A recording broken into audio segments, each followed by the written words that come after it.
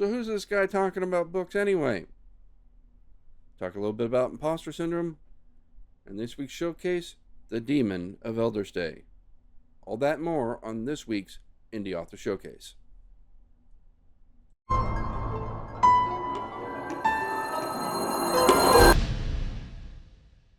Welcome to the Indie Author Showcase, the podcast by indie authors for indie authors. I am your host, Chad Robert Morgan, and let's get to it.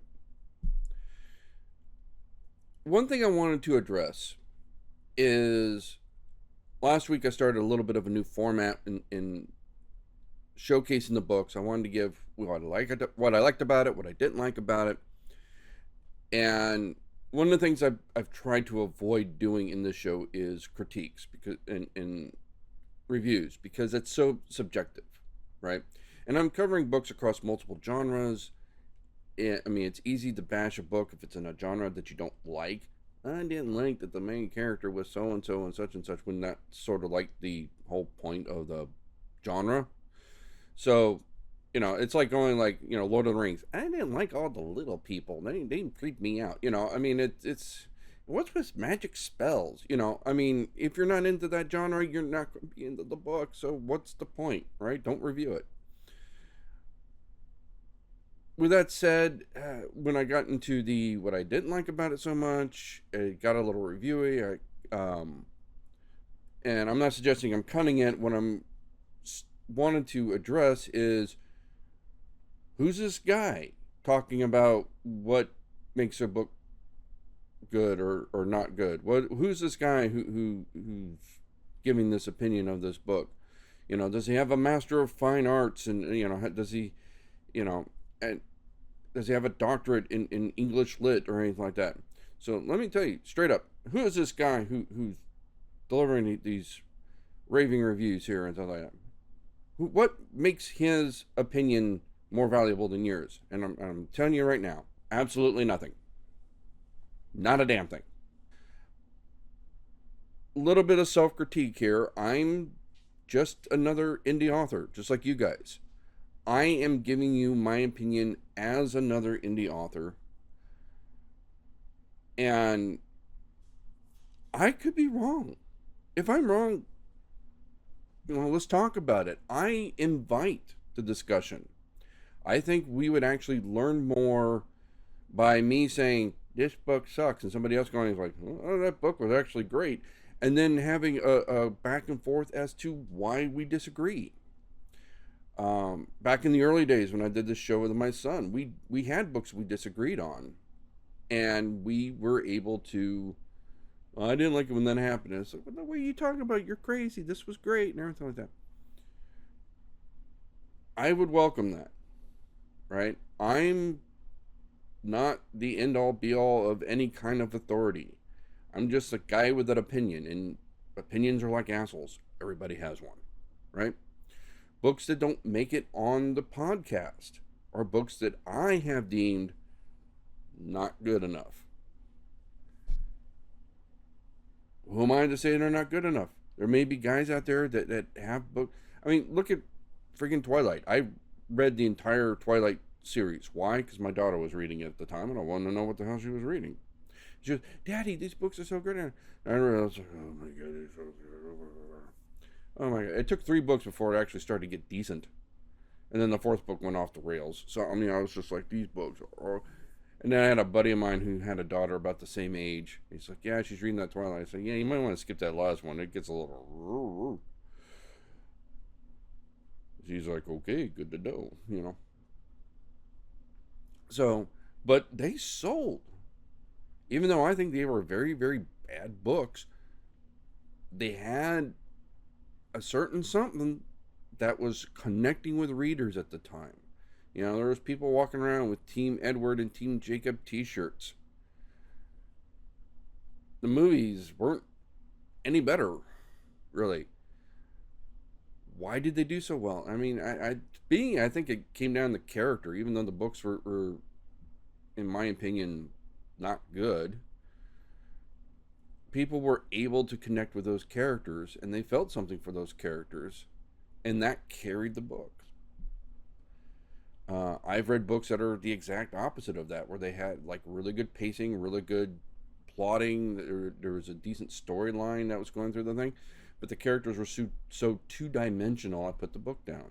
It's like no, they're just nothing but puppets because they don't act on their own initiative. They're doing what the plot demands them to do, not what any real human being would do. So, but again, who am I to make this opinion? Just some guy with a camera. That's all I am, right? And why am I bringing this up? Did somebody come up to me and say, your reviews are full of crap. Oh, no, you talk too much. And what the hell do you know? Did anybody go? No. No, nobody said anything. Probably because I got like a whole 3 fans that watch the show. I get self-conscious when it's one reason I try to avoid actual reviews. I'm showcasing. I'm not reviewing. Reviewing means I have to potentially say bad things about something. I have to be honest. Not that I'm not honest, but I mean I have to be brutally honest. When you have to speak with authority, you kind of get that imposter syndrome coming in, if you know what I mean.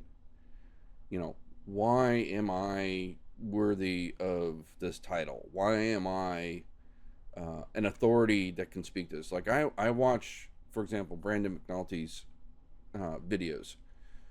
They're well polished YouTube videos. In fact, if you want to study writing more, Brandon McNulty's channel is fabulous. Check him out. He's one of many. There's been a few that I'll watch them, right? I mean, I've won multiple awards and I still watch their stuff because there's always more to learn. Sometimes I'll watch one of Brandon McNulty's videos and I'll say, oh yeah, I was already doing that, but now that he's actually laid it out and put a label to it, it makes sense. And then sometimes he'll cover a topic and I'll be like, oh, you know what? I kind of forgot about that. I used to have that in mind, and then it fell out of my mind, and now, thanks to him, I'm putting it back in my mind, you know. And then there's times when they'll cover a topic that I'll just like, you know, I've never actually given that any thought. That is good to know, you know. Like maybe it's a topic of like what makes fantasy tropes work, and I'm like, well, I don't really watch or write fantasy, but you know, that's important information. I will put that away in case I ever go into a fantasy novel. You know, what makes horror work, and I'm like, well, you know, I did A, B, and C, but D&E, that's a new idea, or that's an idea that hadn't crossed my mind. We'll take that. So I never stop learning. I've been doing this ever since I've been in the industry I'm in. During my day job, I make video games. And I rig characters in Maya. I get them into the engine. We're currently in Unreal 5, which is our engine of choice. But I never stopped watching or reading articles about rigging characters. And I've done it for 20 years. I know what I'm doing. But every so often, somebody will come up with a trick or a way of doing something that I was like, wow, that's convenient. That's handy. I like how that is. I've never thought of it that way. Because sometimes you've done the same thing for so long, you got blinders on, you're doing it somewhere, and every once in a while you gotta, you know. I was looking at another rig that another company had done, and I was like, okay, I like this, I don't like this, I like this, I don't like this. And they had this one mechanism in the rig that I was like, okay, now that's cool. How did they do that? I didn't even know how they did that.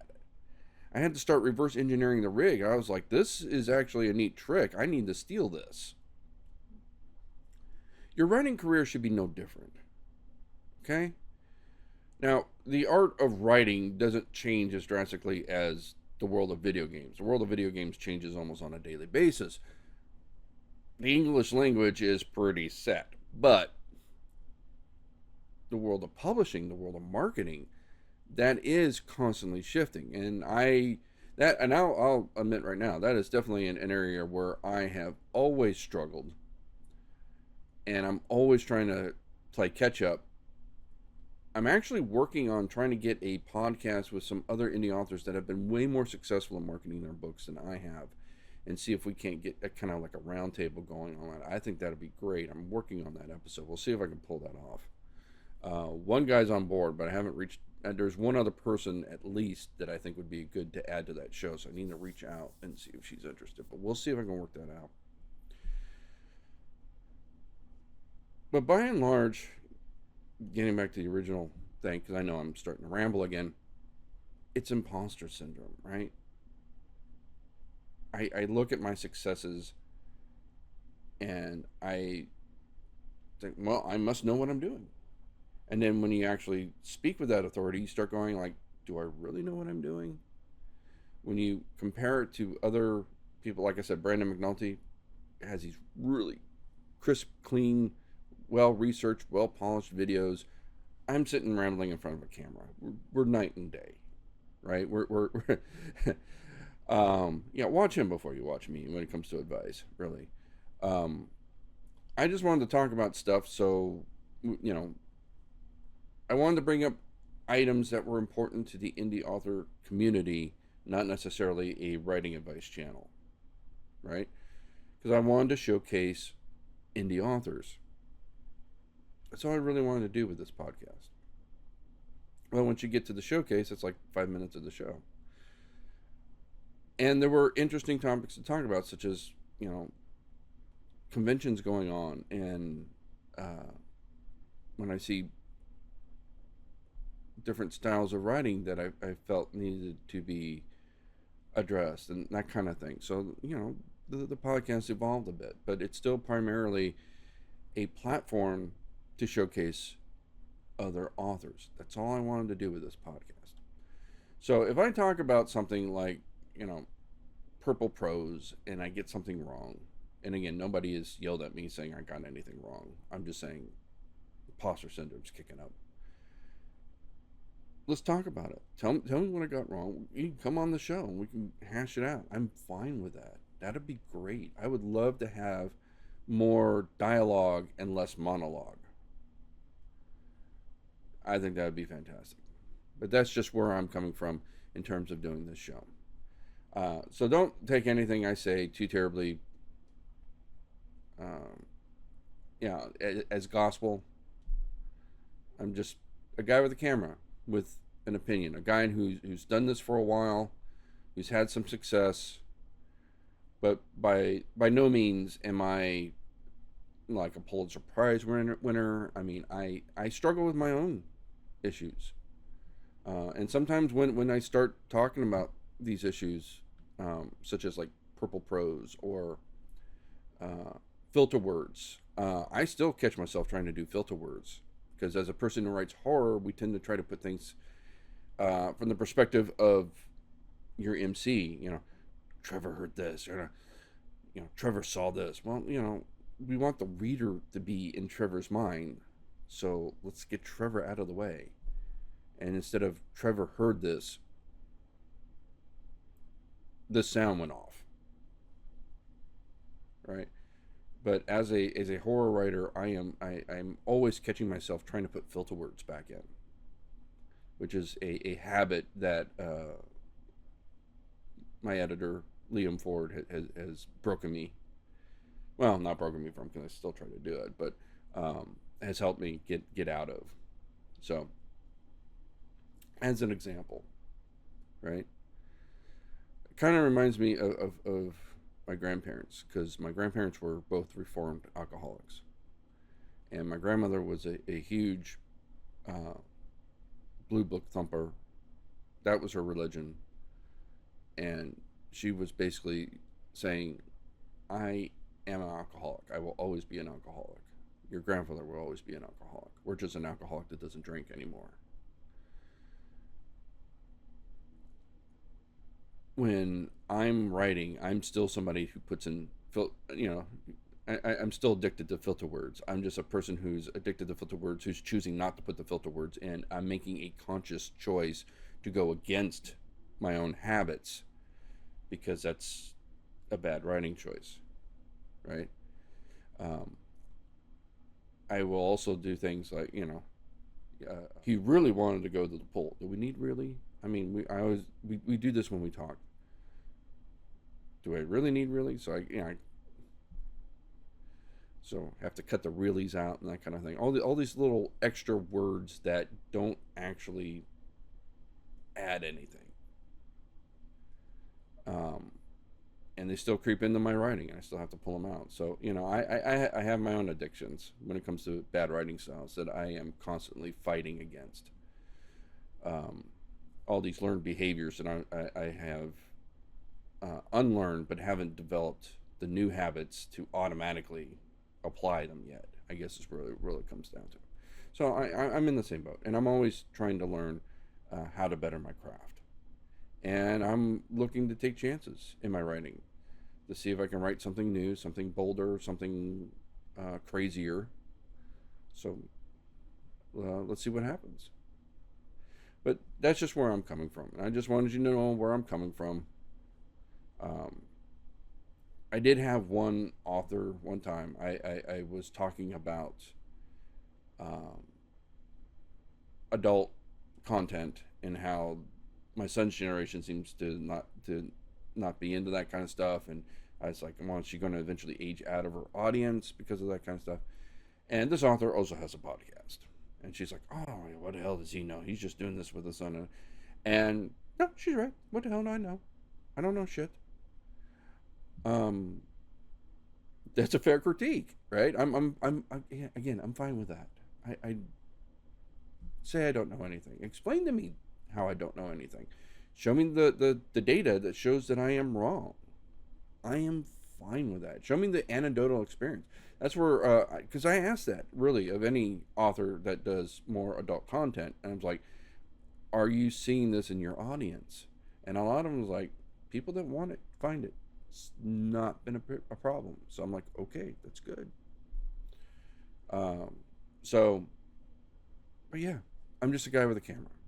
Don't, if I say something you disagree with, hit me up in the comments saying, but be respectful. Okay, let's not turn it into one of those things where it's like, no, just say, hey, look, I saw your piece, I disagree, here's my counter argument, yada yada. That's all, right? I'm not trying to do this to upset anybody. I'm not trying to do this to ruin anybody's career. I'm just a guy with a camera who's writing books, who wants to help other authors get their name out there.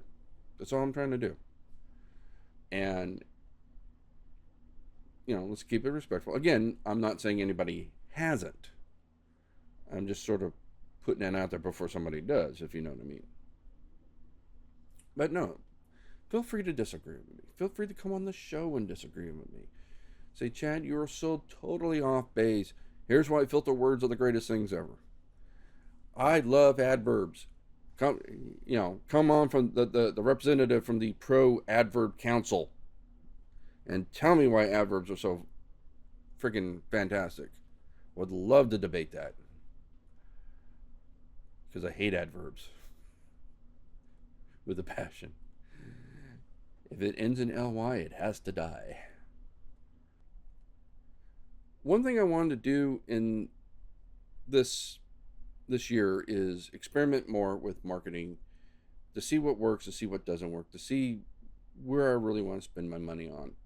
And another website that I am trying is BookBounty. I've heard about this from another YouTuber. I don't really have enough yet to report. Just putting it out there that I'm giving this a shot and seeing if I like it or not. I'll give you a full report later when I actually get some data and see if I can get some results. But I'm putting it out there. Have you used BookBounty? Have you tried it before? Give me your pros and cons. Right now, I'm having a lot of luck and a lot of of good feedback coming from Book Reverb, especially now that they've added audiobooks. So I'm having a great time getting audiobook reviews. BookBounty, again, new, just trying it out. Once I actually get the system, I got a couple books up there. Haven't actually gotten any bounties yet. We'll see how that works. And then I will report back to you in a few weeks to see how BookBounty works. So enough me rambling about how I ramble. Let's talk about this week's showcase. The Demon of Eldersday, the first book of the new Dark Saga. Let's start with the back of the book, or in this case, the Amazon blurb. Magical makeovers are a messy business. But how was junior arcane lecturer Jerome to know his attempt to improve a part of his anatomy would open a portal to the Shade Plains? Or worse, unleash the all-powerful Harbinger of the New Dark, funnily or not nicknamed Owl. Utterly broke and burdened with demon, literally, Jerome begrudgingly joins a shady nobleman's quest to free the stronghold of Eldersday from a powerful curse. His dysfunctional crew, the insufferable siblings Bijan and Ajib, the perpetually moody Polly, and the enigmatic green-skinned Shasha, have more problems than they can wave a wand at. Walking corpses and ritual blood circles aside, Jerome is running out of time. At any moment, Al might break free and end the world. As for the horrors that await them in Eldersday, let's just say the New Dark is the least of their worries. So what did I like about it? It does have a very dry sense of humor that I dug. Now, when I first heard that it was a humorous dark fantasy novel, I was thinking something really goofy, like Disenchantment or Disenchanted, I think is the term, or is the show on Netflix. And it's not that humorous. I mean, or I shouldn't say it's not that style of humor. This is an actual honest to God quest, but you're hearing it from the point of view of Jerome the Gnome. Yes, he gets that a lot. And he's just got a very dry wit as he's telling the story. But otherwise, the story itself, it's not that funny, right? It's the narrator that is making it humorous. And I did, like I said, I got into his dry sense of humor. I enjoyed it. I liked it. The story itself starts out pretty straightforward, but then we start getting into some more, how do you want to say, political intrigue and some character development that really made the book. And it's not that big of a book, but it was, there was enough to get your teeth into it that by the end of the book, I was really getting into these characters and getting into the story. So, yeah, if you like your Dungeons and Dragons with a dry sense of humor, with a little dry wit in your narration, this is great. What did I not like about it? Well, there's not much I didn't like about it. I will say, and trying to avoid spoilers, at the beginning of the book, we find out that our friend Jerome is a bit of a drug user. All right, he's a junkie. I did not particularly care for that, but as the story progresses, we realize why. He's trying to keep that demon Owl at bay, and he's basically numbing himself, so he's numbing Owl. So, in the context of the story, it makes sense. As somebody who, as I mentioned, his grandparents were reformed alcoholics, I've dealt with people with substance abuse. I don't want to deal with it in my writing all that much. Definitely don't want the main hero being a junkie. But in the context of the book, as it went on, it kind of worked. And then towards the end, when well, I don't want to get towards that because again, it gets spoilery, but we get the vibe that he wants a better life. He wants a drug-free life. He wants an alcohol-free life. He's self-medicating less than he is trying to score his next high. Let's put it that way. So his drug use is a little bit more sympathetic, even though I was still not a fan. But that's more of a personal choice because of my personal history than anything wrong with the book. Also making the demon named Owl. Again, because one of my would-be gods in ISF2 is named Owl. So just a kind of a funny coincidence there. My owl is not a god, not yet, but he's working on it very hard. Figure in the next couple millennia he'll have this god thing down pat. So yeah, I mean, like I said, that was just sort of a weird, funny coincidence. But then again, Owl's kind of a common name, so which makes it funny, right? When you're it's sort of like that Monty Python where they face the rabbit. And I was like, oh, there's a giant demon in there. Or no, it was. Oh God, I'm getting it all wrong now. No, it was. I think it was when Merlin shows up, and he's like, "I'm this great and powerful wizard. What's your name? Fred? You know." Am I remembering Monty Python wrong? Oh, I'm going to hear that in the comments. I swear to God. Okay.